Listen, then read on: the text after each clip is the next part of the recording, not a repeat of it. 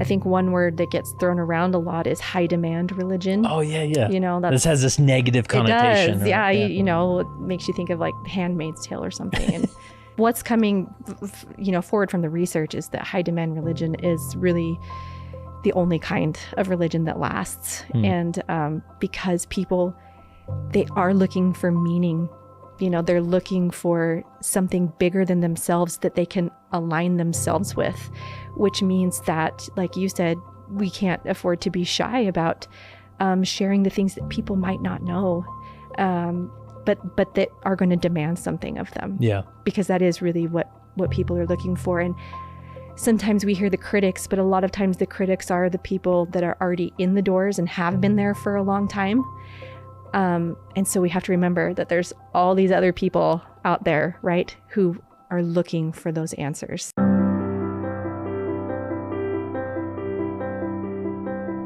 So I came across an article in the Deseret News a few months back by Meagan Kohler, and it was about the case for low production church, right? There's so many other faith traditions, denominations who really get the excitement going, the entertainment, the lights, the fog machines, the bands, the music, right? Where ours is maybe more of a traditional approach to a much more quiet, reverent approach to worship, right, in a sacrament meeting. And some may even frame it, well, it's kind of boring going to sacrament meeting every week. But actually, what if that's an asset that we have, a benefit to stimulate deeper faith? And we talk about just that tradition of how we typically carry out meetings, maybe some things we could do better, but for the most part, how we're doing a pretty good job. And hopefully you'll find encouragement in this, that our faith tradition can stimulate faith, especially as we encourage people to commit to the gospel of Jesus Christ and to sacrifice for the gospel of Jesus Christ, doing those difficult things that actually stimulates more church attendance, more engagement in the gospel, and hopefully a more sanctifying life. So here's my interview with Meagan Kohler. All right, Meagan Kohler, welcome to the Leading Saints podcast. Thanks. I'm glad to be here. And we've interacted here and there at different events. I see at the Fair Conference, and you've been on a few other podcasts. But your name often pops up in the Deseret News with what's your title there? I'm just a contributor. Yeah. Nice. So the name of our column, it's with Jacob Hess and Stephen Cranny. It's Latter-day Saint Voices. So nice. So you're typically writing from a place of like a Latter-day Saint theme. Yeah. That's kind of our explicit mission is to be able to talk about church topics from a believer's point of view. Do they typically give you like a topic to go with, or you just come up with your own? It's more often it's just kind of what I want to talk about, which is good because I think you could easily get really reactive with how much the church is in the news, and then sometimes we are writing responses. So. Nice. Well, and I forget, somebody sent me the article and we connected. I mean, it sort of came at different angles. And so this is meant to be, you'll see what comes from it. But you wrote an article called The Case for Low Production Church. Is there a story about how this topic sort of hit the top of your list of? Yeah, it was something that I'd been sort of interested in, just some of the data behind, what drives church attendance. And it had I'd been reading a book called The Great Dechurching, which I think I referenced in the article. And that's by two pastors, right? Or yes, okay. Yes. I know one of them's a pastor, and it was also written using a bunch of data that was collected by Ryan Burge, who he sometimes writes for the Deseret News as well. But then I was on Twitter and I saw somebody, comment that they just wished, he said, like, I don't want to be entertained at church. And I thought that was really funny because I was like, I know the perfect place for you. You don't want an entertaining church experience. Yeah. But then it just got me thinking a little more seriously about that. Yeah. And and I'm so excited to explore this concept because from a leadership standpoint, you feel this pressure of like, we don't do the bands and the light shows or whatever, but I want this to be a positive experience, and what should I do? And you kind of feel this pressure of, I want this to be worth showing up for, the Sunday experience, right? Yeah. And it does sometimes get a bad rap, but it's when you put up against maybe a more evangelical Protestant tradition, It's like, wow, your church is kind of boring, or, Yeah. and sometimes it's easy to think, yeah, we should change that, but maybe we shouldn't, right? And so it's just an interesting dynamic to start with of like, what are we really trying to accomplish there? And should it be entertaining? I mean, it should be engaging, I would hope, to some degree, right? Yeah. And I think what you're asking, like, what are we trying to accomplish? I think that's really what it comes down to. Because I think our intuition is that the more exciting we can make the church experience, then the more attendance will draw. And it, it's looking like the data on this is still kind of limited, but it's, what we have now is kind of suggesting that that's not the case. Yeah. Being more entertaining is not necessarily, it's not conducive to committed discipleship. Mm-hmm. Yeah. And our faith tradition is interesting because we don't necessarily, like, the church leaders don't feel the pressure of like trying to market the church experience as much as like if I plant a church as a evangelical pastor, it's like, all right, I got to get people in the seats. You're almost like an entrepreneur. Yeah. Right. Yeah. And, and it is typically their full-time focus and their livelihood. And so it's like, this church has to succeed or I'm out of business. I don't have, money to feed my family. I have to move on to something. Right. So there is that sort of nuance, right? That everybody's assigned to a ward. You just have to go there, like it or not. Here we go. Right. And, that aspect of the church, I think, ends up being helpful in more than just that it takes some of the pressure off of the leadership, right? Because the church isn't going to go away if your ward is boring or something. Mm-hmm. But also the fact that the ward experience is so similar, no matter where you are, I think that really helps with attendance too. Because one of the things that comes through in that book, The Great Dechurching, is that people tend to fall away because, like, maybe they move to a new area, and that process of getting like reintegrated into a church family, there's a lot that goes into that as an individual. But in the LDS church, because everything's kind of the same and you show up and they're going to give you a responsibility, it really integrates people into the church really quickly, no matter where they end up. Yeah. The Great Dechurching, maybe give us the premise of this. Is it mainly just talking about the general, trend of people becoming less religious and attending church? Or it's more about why that's happening, and there's a lot of drawing. There's big numbers. There's like I said, Ryan Burge collected a bunch of data that was used for that book. But there's also just talking to individuals about their experience and trying to understand what goes into people sort of falling away. So I think it's a really, if church attendance and religiosity in America is important to you, that's definitely a book you want to read. Yeah.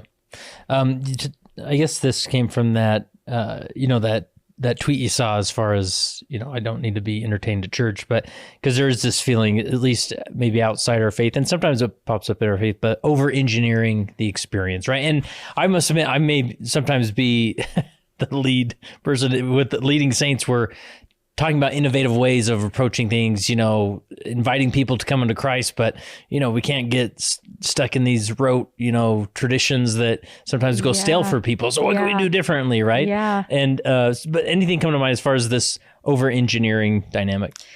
The thing that comes to my mind, it actually just kind of goes back to what I experienced as a convert in the church, which is that I definitely noticed how different things were, much less, I guess, exciting than what I was used to. And what that I think has done is force me to focus on why the content is exciting, maybe not so much looking at the delivery. And I think that goes both ways. I think that's for leaders and teachers, as well as just anybody that's out in the pews to remember, because when gospel principles are real to you, when they are alive to you, they should be exciting. And I think that should come through in how you're teaching or how you're leading.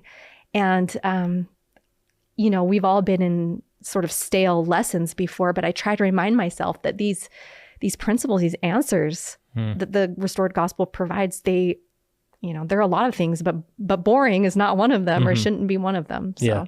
Yeah. I'm curious, what do you remember from that experience as you were joining the church? Because you were a teenager, right? As you joined the church. I was 16 when I joined. What do you remember for that first experience in a Latter-day Saint chapel? I remember having very little idea what was going on, because I expected there to be like somebody who was the leader of the church up there sort of telling us what to think. And, the leadership takes a pretty limited role in a Latter-day Saint meeting. And I think it was just like, I can remember it was just like this mom that was up there, speaking to the congregation, not somebody that had really polished public speaking skills. And I do remember thinking that it was kind of boring. But I think when you're a teenager, I don't know, at least I was not so sure about how everything was supposed to be done. And so it didn't strike me as that weird, but I definitely noticed a difference. Yeah. And what were you used to, like the more Protestant evangelical live bands and music? And I was baptized as a Catholic when I was a baby, but I didn't attend Mass very often. And then as a teenager, as I started kind of getting into religion, I went to a Baptist church. And very kind of fiery. I think the pastor was, from the American South. And so, there was the like, hallelujah, coming from the congregation and stuff. And I learned a lot. I remember those lessons, and sometimes I even incorporate them into my own lessons now as a Latter-day Saint. But yeah, very different dynamic. Yeah. And even then, I wouldn't consider that a very over-engineered experience, right? Because he was a very lively preacher, but like there was no like laser show or anything. It was just him at the front. Yeah. And people can worship how, where, and what they may.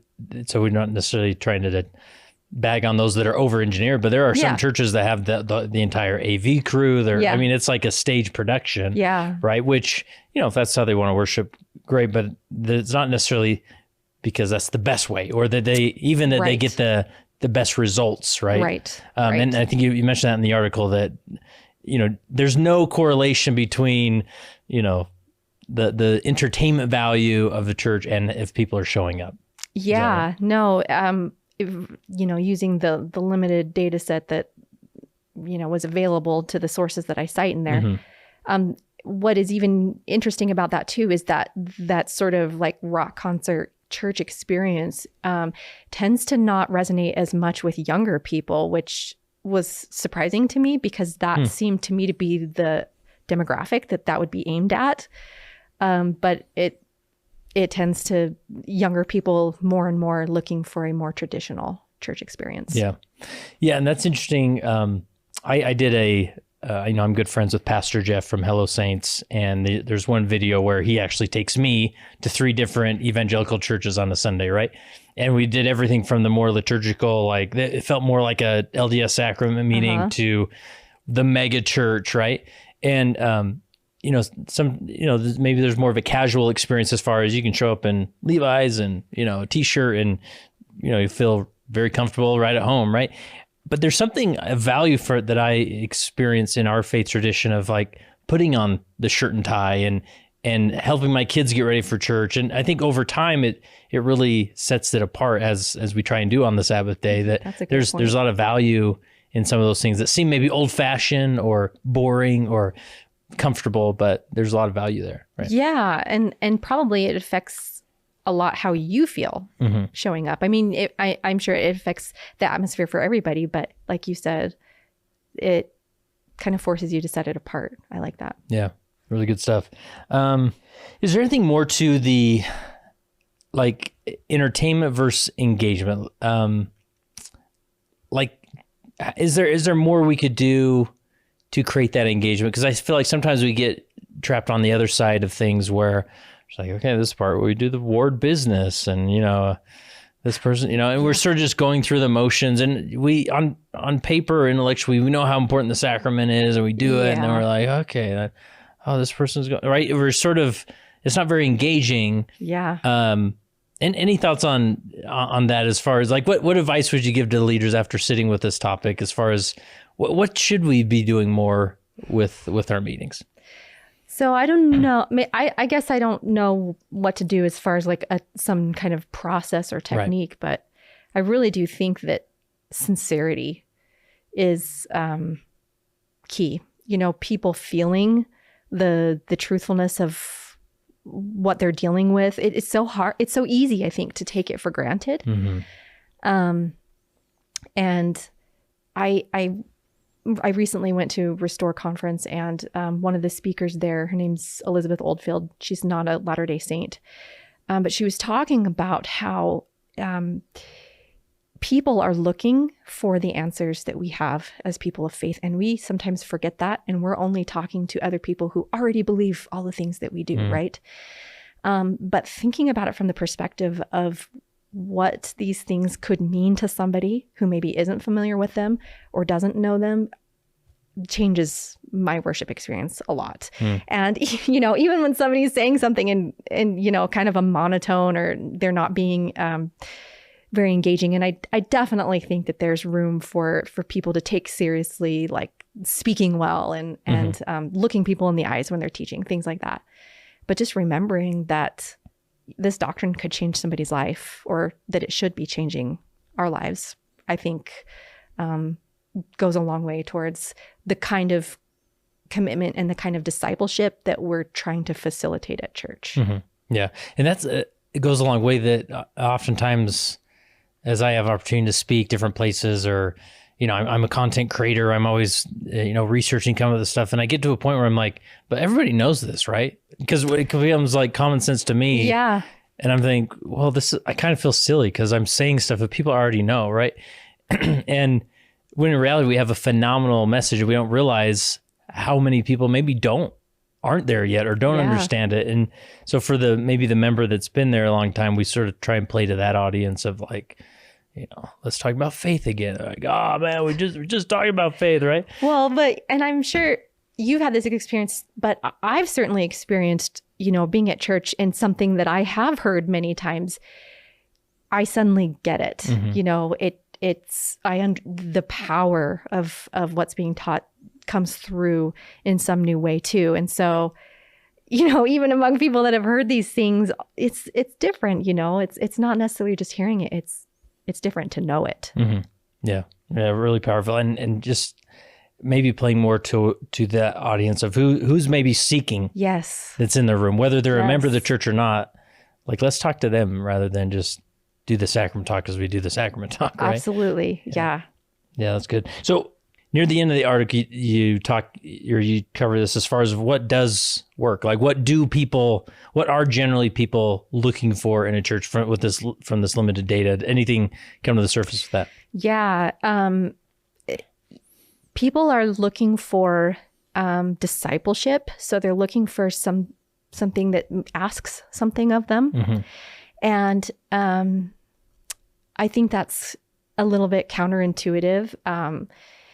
One of the things that they talk about in the Great Dechurching, it's a topic that comes up a lot, is the seeker sensitivity movement. Oh yeah. Where, churches, evangelical Protestant churches, were looking to create a church experience that would get people who were not in church in church. Mm-hmm. And this was like a certain time period, like 70s, 80s type. Yeah. And I think it really got going like probably in the 90s is when that movement started really taking off. Mm-hmm. So basically making church as fun and engaging as possible, comfortable. Yes. Like, we're not going to harp on you about your sin or whatever. Yes. Like, the idea was just get them in the door. Yeah. So, and for a while it looked like there was something to it. And so one of the things that they were hoping to accomplish with the seeker sensitivity movement is that you get people into the church and then you create disciples from mm-hmm. that. But that wasn't really happening. I quote a former pastor in my article who was really involved with this movement. And one of the things that eventually sort of shifted him away from it was just noticing that all of the people who were supposed to end up as these disciples that were then going out and ministering to others, right, and contributing to the church, that it just wasn't happening, and that in fact, the opposite was happening, that people were leaving high demand religions and sort of tapering off of religion through some of these seeker-sensitive churches. Yeah, it's really fascinating that I think there is, and I think it's maybe how God wired us, that we want to go to a place that's centered spiritually and then to sort of check ourselves. Right? Yeah. And maybe have people that look us in the eye and say, listen, things got to change. Yeah. Like you're on a path that isn't where God wants you to be, right? And that's hard to go because you want to create this place that's just love and and one of the things that they talk about, towards the end of the Great Dechurching is that you really can have both. You can have real discipleship. You can sort of, they talk about like not watering down the requirements of real discipleship. And you can have that with warmth and with really caring about people. And I think that the LDS Church does a great job of that. And so, I don't think it has to be that either or, and we kind of need both. We need the justice and the mercy. Right. Yeah, I've often framed it as, I call it the gospel continuum, that there's those days and weeks and months that you just need a big divine hug. Yes. Right. And so you're on the love side, but the natural result of the grace of Jesus Christ is you can't help but turn to him and say, I want to be like you. Like what's the program I have to do in order to be like you? And he's like, well, let me show you my requirements, my commandments, my covenants, right?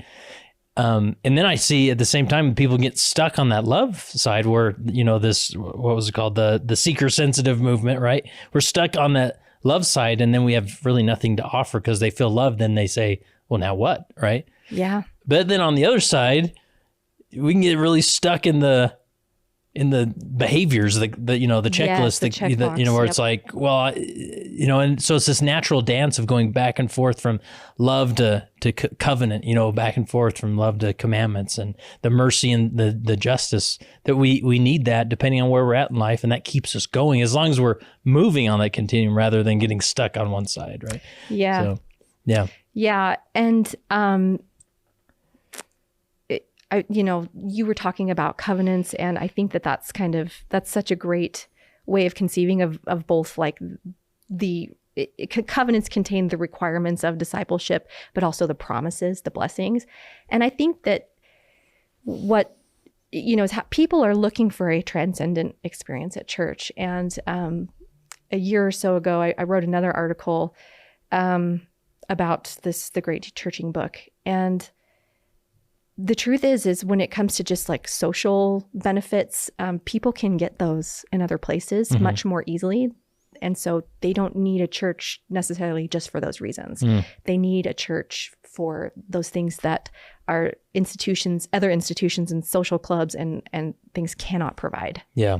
Yeah, it's interesting. Sometimes the fringe benefits become like the core benefit accidentally. Yes. Like some people, exactly. Sometimes I find myself showing up to church for the community. Yeah. And I'm like, I love my ward.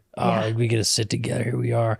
And I sort of gloss over the core doctrines that are redemptive. Yes. Right. Or we miss that message in our delivery as leaders where we just let's build a community here. And then we're like, no, the primary reason we come is for that sanctifying experience, right? Yeah. Of these covenants, commandments, and even, as you hear online, and we spend time on Twitter or X or whatever, and there's sometimes a criticism of like, why all the talk about covenants in General Conference? And it's like, you guys, I mean, that of anything that sets us apart from other faiths, these Christian traditions, it's this emphasis on covenants, that we go to a building and participate in rites and rituals that invite us into a developmental path with God. And it's beautiful, but it is. It becomes so, it's just what we do, right? Doesn't everybody do that? No, not everybody does that. You know, it's powerful. Well, and I think just from a leadership standpoint, what I take from this is like, don't shy away from like those lessons. I think the two things was that stimulate commitment and sacrifice. Like don't shy away from inviting your ward, your quorum, your religious society to sacrifice. Yeah. Right? And we have some great models in the church, ministering and service assignments, things, but there's other ways we can do that. And I think a lot of people find that's what they're looking for. Yeah. I mean, you were talking about, some of the criticisms that you see sometimes on social media. And I think one word that gets thrown around a lot is high demand religion. Oh, yeah, yeah. This has this negative connotation. It does. Right? Yeah, it makes you think of like Handmaid's Tale or something. And I just think, what's coming, forward from the research is that high demand religion is really the only kind of religion that lasts. And because people, they are looking for meaning. They're looking for something bigger than themselves that they can align themselves with, which means that, like you said, we can't afford to be shy about sharing the things that people might not know, but that are going to demand something of them. Yeah. Because that is really what people are looking for. And sometimes we hear the critics, but a lot of times the critics are the people that are already in the doors and have been there for a long time.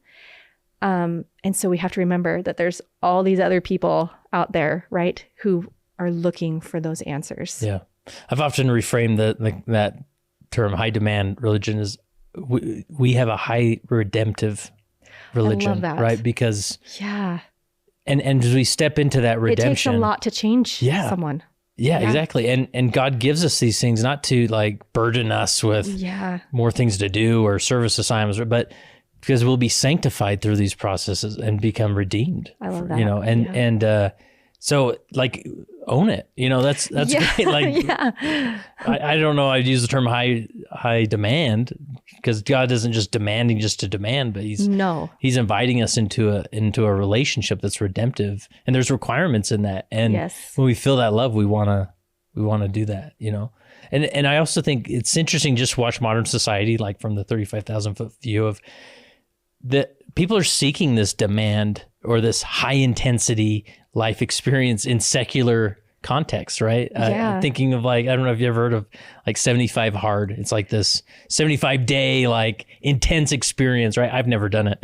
But you'll see someone on Facebook be like, oh, day 3 of 75 hard. And then after about day 10, you stop seeing their, but bless their hearts, they're doing their best. But like the human soul craves this, like, I want like an intense experience that's going to help me grow. Yeah. And in the context of religion, better yet. Yeah. That's really cool. Awesome. Anything you want to tease, or if not, that's fine. I don't mean to put you on the spot. I don't think so. I mean, like I said, I just cleared my plate with articles. And so I don't even know what's next on the horizon. So awesome. So now that you're in, I mean, it's been several years since you've been baptized. A lot of years. When you show up to church, like, I mean, what advice would you give to someone who is kind of frustrated the bishop does this same old way? Or, I mean, any tips you'd give to that lay member who's just showing up and engaging that you haven't already mentioned? So my husband, he's never been a bishop, but he's been in a bishopric or a clerk for most of our marriage.